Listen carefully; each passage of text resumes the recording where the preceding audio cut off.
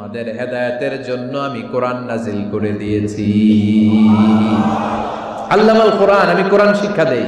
আমাদেরকে কোরআন শিখিয়েছে কে? বিশ্বনবীকে কোরআন শিখিয়েছে কে? আল্লাহ।